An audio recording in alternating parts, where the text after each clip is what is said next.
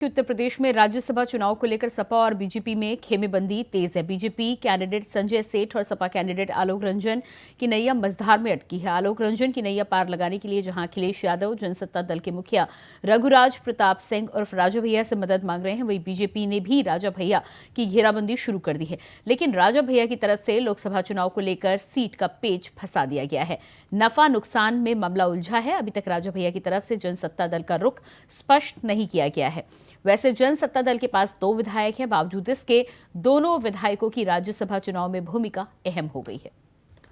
तो उत्तर प्रदेश में राजा भैया की भूमिका को लेकर अब लगातार समाजवादी पार्टी और भारतीय जनता पार्टी की तरफ से जिस तरह से फील्डिंग शुरू कर दी गई है, ऐसे में अब देखना होगा कि राजा भैया का फैसला किसकी तरफ आता है। हालांकि 2019 के बाद से समाजवादी पार्टी और राजा भैया के बीच में तल्खियां देखी जा रही थी, लेकिन उसके साथ ही साथ पुराना रिश्ता राजा भैया और समाजवादी पार्टी का लंबे समय से रहा है।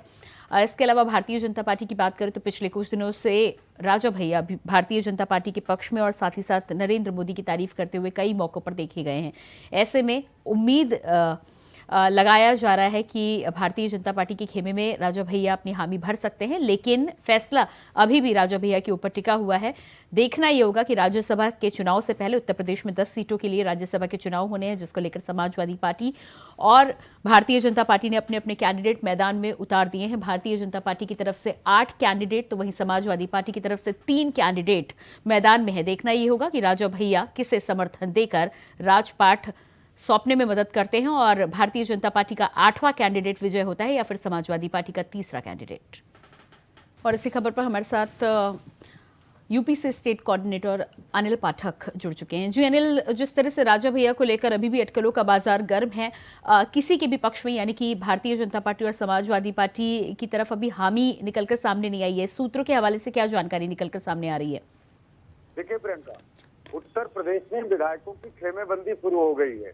समाजवादी पार्टी ने भी जहां अपने सभी विधायकों को बुलाने की कवायद की है, वहीं भाजपा भी अपने विधायकों को प्रशिक्षण के नाम पे जुटा रही है।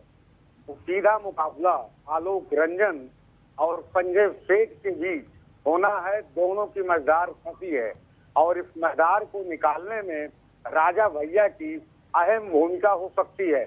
अखिलेश यादव और भाजपा की तरफ से राजा भैया को ऑफर दिया जा रहा है, लेकिन अभी तक राजा भैया की तरफ से किसी को किसी तरह का जवाब नहीं मिला है। कुल मिलाकर कहानी जो है वो नफा नुकसान की नजर आ रही है। राजा भैया फिर एक बार किंग मेकर की भूमिका में दिखाई पड़ रहे हैं। जी बिल्कुल, किंग मेकर की भूमिका में उत्तर प्रदेश में राजा भैया इस समय हैं और उनके 2 विधायकों की भूमिका बहुत अहम हो जाती है। लेकिन पिछला इतिहास यदि देखा जाए और ताजा समीकरण यदि देखा जाए तो किसकी तरफ पलड़ा ज्यादा भारी नजर आ रहा है? देखिए, अभी कुछ कह पाना मुश्किल है, क्योंकि ये जो पिछला चुनाव था उन्होंने भारतीय जनता पार्टी को जिताया था, लेकिन इस बार जो पेच फंसा हुआ है वो लोकसभा चुनाव का है। राजा भैया चाहते हैं कि उनकी पार्टी को जिसको भी वो वोट दें, भाजपा को दें या फिर सपा को दें, तो समझौते में उनकी पार्टी को जनसत्ता दल को लोकसभा की सीटें मिलें। जनसत्ता दल अभी भी किसी भी गठबंधन में नहीं है, तो इसलिए राजा भैया राजनीति को अच्छी तरह से समझते हैं। ये चुनाव कुल मिलाकर के झोली का भी है। समाजवादी पार्टी के जो कैंडिडेट हैं वो पूर्व IAS हैं, वहीं भाजपा के जो कैंडिडेट हैं संजय सेठ, वो भी बड़े व्यापारी हैं, बिल्डर हैं। इन दोनों की नैया फंसी हुई है उत्तर प्रदेश में। अब ऐसी स्थिति में हर कोई बार्गेन कर रहा है। राजा भैया भी अपना नफा नुकसान देख रहे हैं। उम्मीद जताई जा रही है कि जल्द ही वो इस पर कोई निर्णय लेंगे। जी बिल्कुल, तो इस पूरे मामले यानी कि राजनीतिक बिसात को सियासत में तराजू में तोलकर उसके बाद ही फैसला सामने आएगा। लगातार जिस तरह से बातें सामने आ रही हैं, भारतीय जनता पार्टी और समाजवादी पार्टी की तरफ से गठबंधन को लेकर भी क्या फील्डिंग की जा रही है राजा भैया की? देखिए, बेशक राजा भैया की फील्डिंग हो रही है। समाजवादी पार्टी की तरफ से ये ऑफर भी दिया जा चुका है कि हम लोकसभा की 1 सीट उनको दे सकते हैं, लेकिन उनका दबाव 2 सीटों का बताया जा रहा है। वहीं भाजपा की तरफ से अभी तक इस तरह का कोई